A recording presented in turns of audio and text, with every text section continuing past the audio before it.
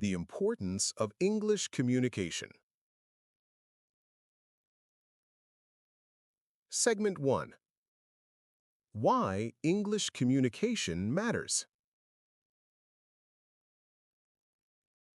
Have you ever understood something clearly in your mind, but stayed silent because you did not know how to say it in English?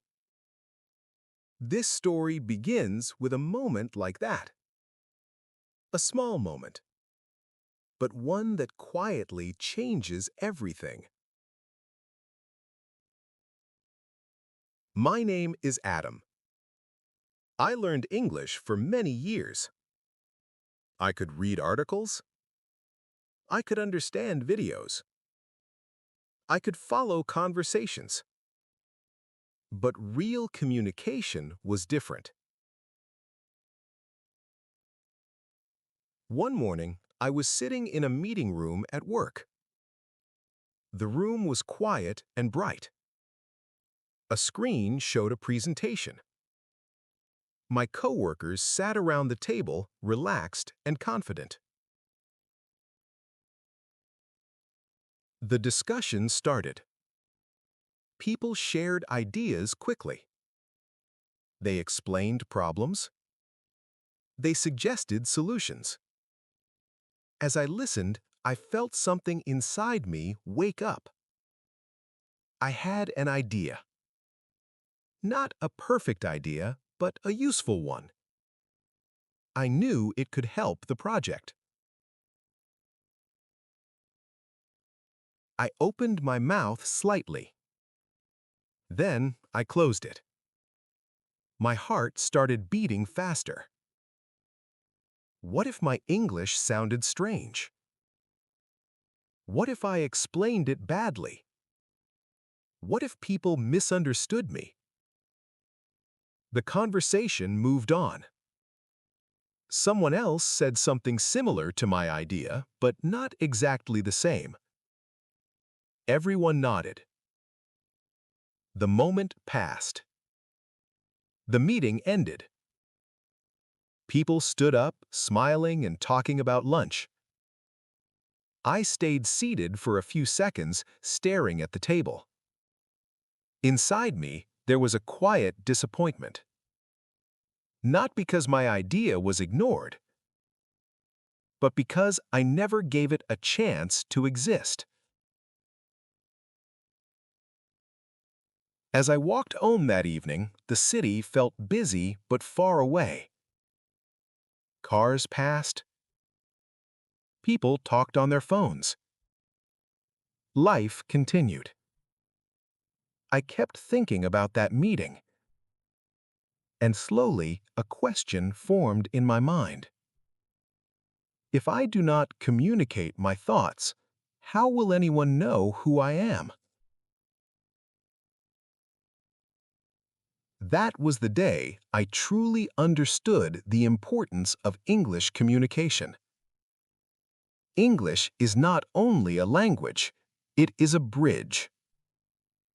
A bridge between your thoughts and the world around you. Without communication, your ideas stay inside you. With communication, they can travel. That night, I sat near my window with a cup of tea. The sky was dark.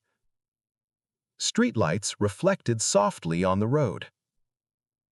I thought about how many moments like this happen every day. At work, when someone asks for your opinion.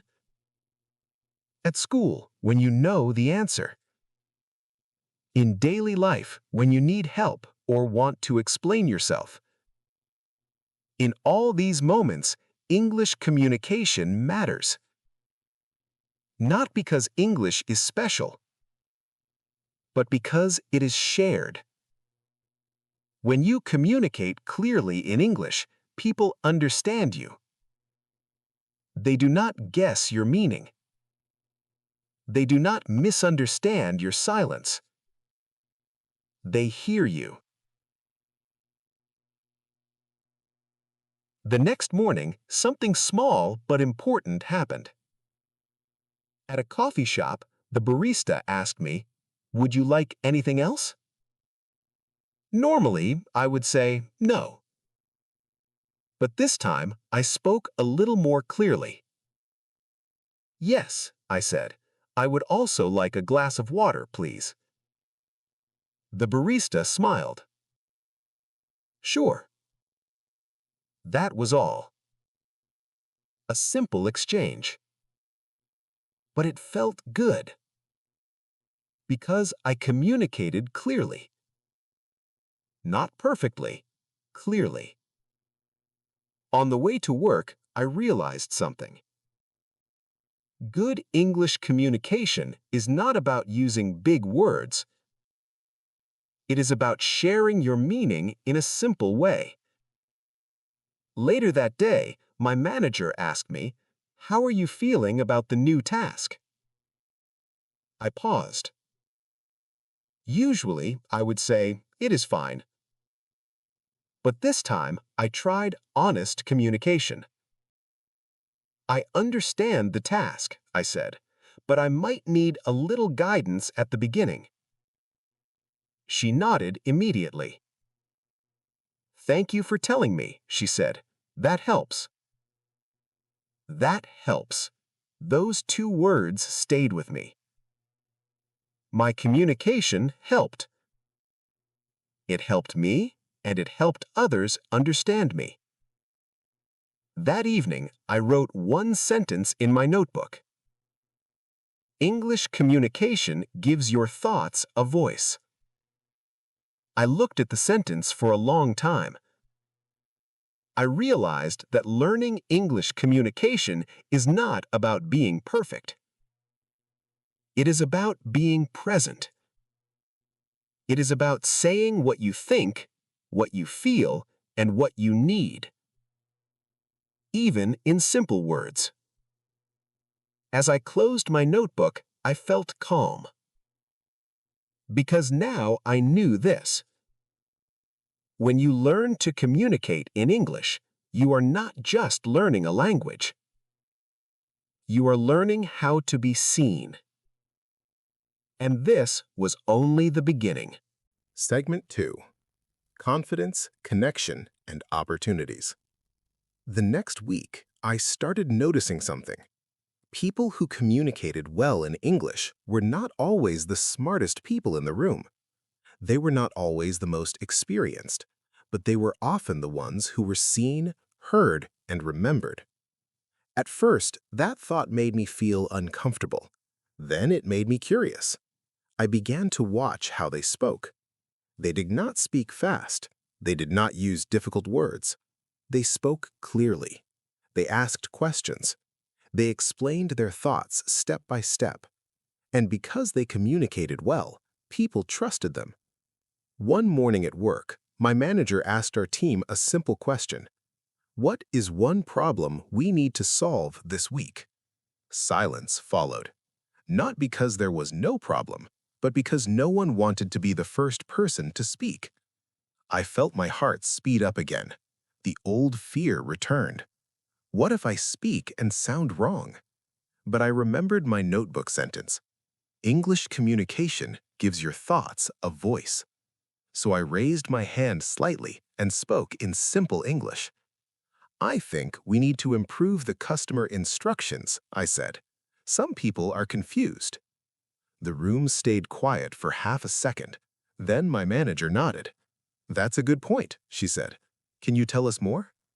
My chest tightened. But I continued. I kept it simple.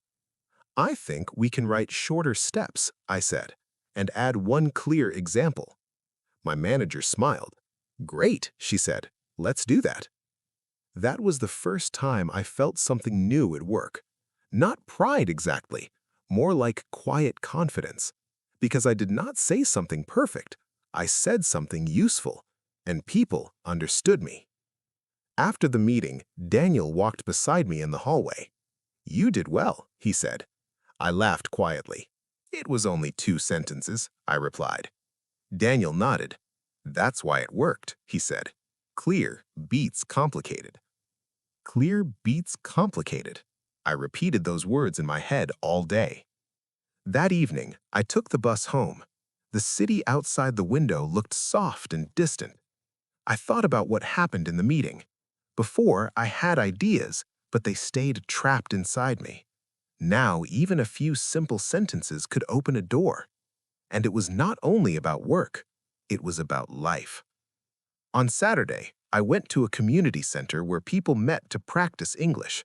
The room was warm, with chairs in a circle and a table of tea and biscuits. A volunteer greeted me. "Hi, I'm Melissa," she said. "Welcome." I smiled. "I'm Adam," I said. "Nice to meet you." Then she asked, "Why did you join today?" I almost gave a short answer, like, "To practice," but something inside me wanted to try honest communication. "I want to feel more confident," I said. "Sometimes I stay quiet even when I have something to say." Melissa immediately nodded, like she understood. "That's very common," she said. "You're in the right place." Those words felt kind. You're in the right place. I sat down, listening to others. People shared small stories about their week. Nothing dramatic, just life. When it was my turn, I felt nervous again. My hands were a little cold, but I reminded myself, simple is enough. "I had a good week," I said. "I spoke in a meeting at work. It was scary, but I did it."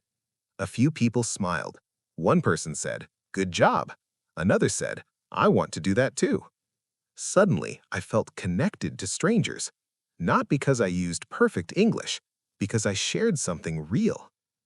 After the session, a man my age walked up to me. "I liked what you said," he told me. "Do you want to grab coffee sometime?" His English was not perfect either, but his communication was clear. I surprised myself by saying yes. That was another lesson. Good English communication creates relationships. It turns strangers into familiar faces. It turns quiet rooms into friendly spaces. As I walked home, I noticed how English communication also creates opportunities. If you can communicate, you can ask for help. You can explain your needs. You can apply for better jobs. You can make friends in a new country. You can speak up when something is unfair. You can share your ideas when they matter. Communication gives you movement. Without it, life can feel like standing still. That night, I wrote another sentence in my notebook. English communication is not about sounding smart. It is about building a life. I looked at the sentence and felt calm. Then I realized something deeper. There was still a gap inside me.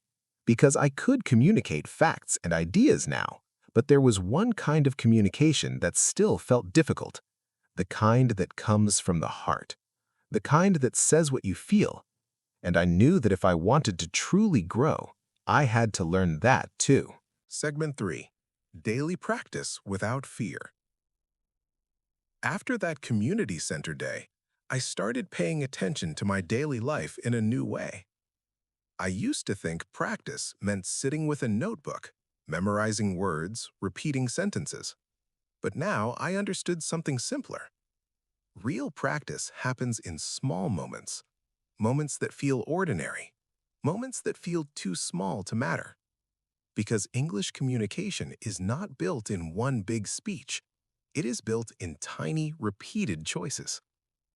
The next Monday morning, I stood in line at a bakery near my office. The smell of bread was warm and comforting. When it was my turn, the cashier smiled. "Hi, how can I help you?"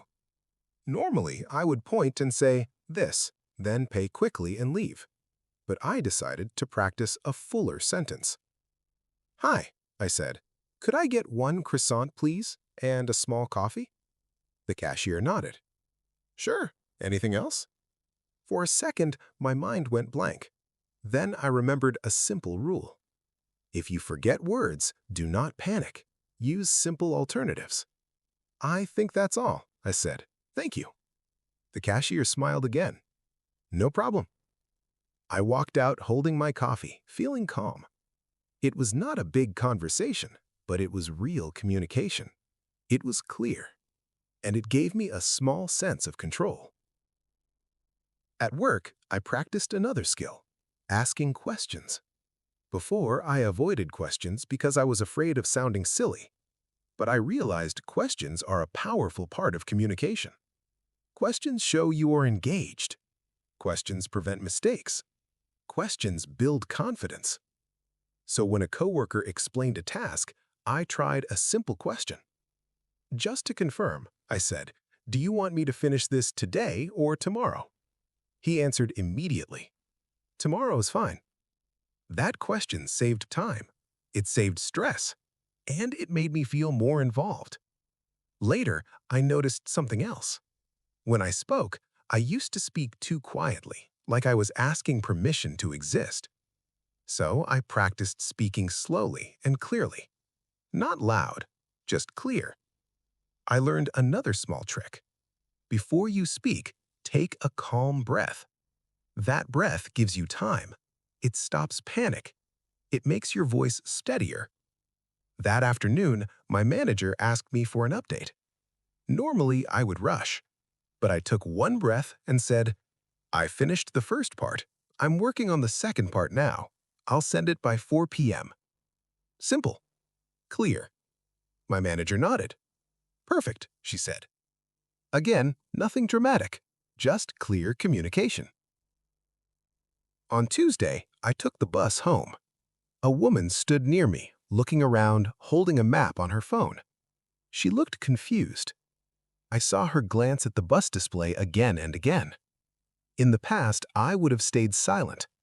Helping a stranger felt risky in a second language. But I remembered what I wrote in my notebook. Communication builds a life.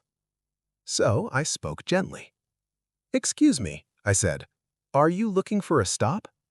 She looked relieved. "Yes," she said. "I'm trying to get to River Street. Is this the right bus?" I did not know River Street well, but I could still communicate. I could still help by being honest. "I'm not completely sure," I said, "but I think this bus goes near that area. You can also ask the driver." The woman nodded. "Thank you," she said. Even that small conversation made me feel more connected to the world. Then something interesting happened. The bus driver announced a stop, and the woman hesitated. I looked at the screen and said, "This might be your stop." She stood up quickly. "You're right," she said, smiling. "Thanks again." When she got off the bus, I felt a quiet warmth in my chest. I was not just learning English. I was using it to be kinder, to be present, to be human. That night, I wrote a new list in my notebook. Small communication tools I can use every day. Speak slowly, not perfectly. Ask simple questions. Use easy words when I forget. Take one breath before speaking. Be honest when I do not know. I looked at the list and realized something else. Communication is not about never making mistakes. It's about not letting fear control your voice. Because mistakes are normal. Even native speakers make mistakes. But fear makes you silent. And silence, over time, can make you feel invisible. A few days later, something happened that tested this idea. A new team member joined our office. In the morning, my manager asked me to help train him. Old fear appeared again. Training someone meant explaining things clearly.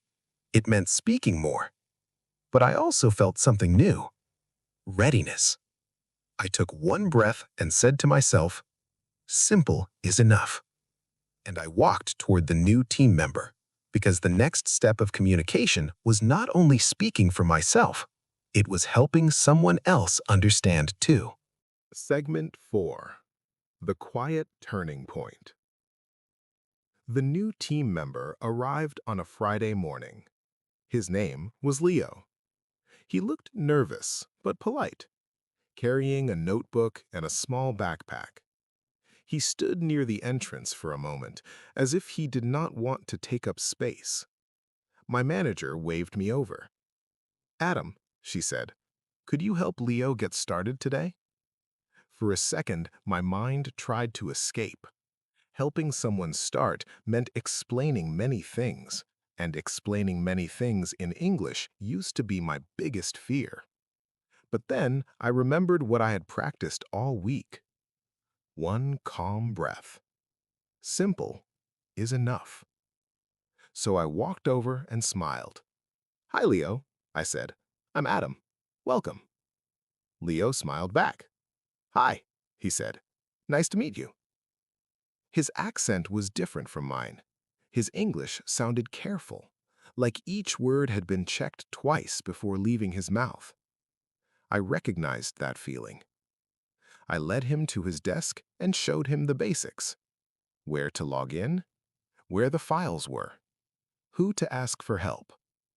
I spoke slowly and clearly, not because I wanted to sound perfect, because I wanted him to understand. Every few minutes, I asked a simple question. "Does that make sense? Do you want me to repeat that? Would you like an example?" Leo nodded, relaxing a little each time. Then he asked me a question. "How do you communicate so easily?" he said. "Your English feels natural." For a moment, I almost laughed. If he knew my past, he would not say that.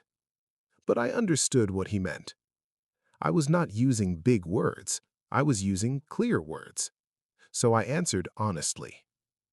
"I used to be very quiet," I said. "I was afraid of mistakes." Leo looked at me with surprise. "Really?" "Yes," I said. "But I learned something. Clear communication is more important than perfect communication." Leo nodded slowly, like he wanted to believe that. A little later, we joined a short team meeting. My manager asked Leo to introduce himself. Leo stood up. His hands shook slightly. "Hello," he began. "I am Leo. I joined this week. I hope I can learn quickly." His English was simple, but everyone understood. People smiled and welcomed him. When he sat down, I saw relief on his face. After the meeting, Leo leaned toward me and whispered, "I felt so nervous." I looked at him. This was not only about tasks now. This was about confidence. This was about belonging. I spoke gently. "It's normal," I said. "You did well. You communicated. That is the main thing."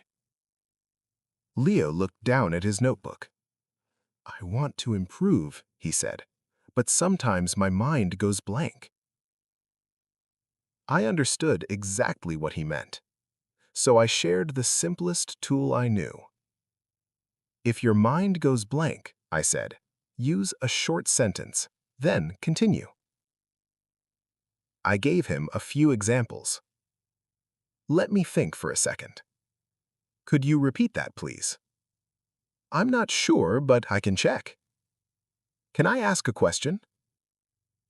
Leo repeated them softly, writing them down. He looked up. "Those are very useful," he said.